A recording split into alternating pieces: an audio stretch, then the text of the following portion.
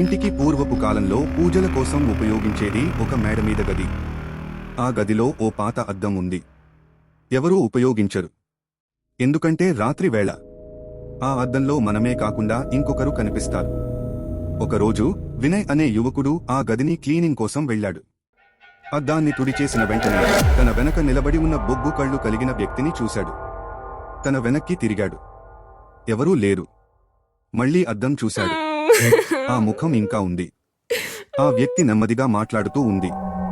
నువ్వు వచ్చావు కదా, ఇప్పుడు బయటికి పోవడం లేదు. వినయ్ చిత్తవిదులుతూ పరుగెత్తాడు.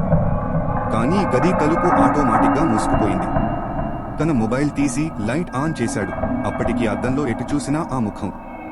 అంతలో వెనక నుండి గట్టిగా నవ్వు శబ్దం.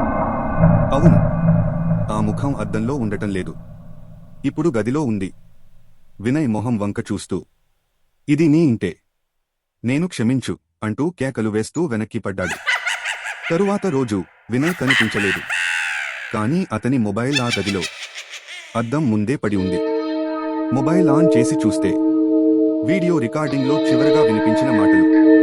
ఇక్కడ చూసేవాళ్లు బయటకు వెళ్లరు.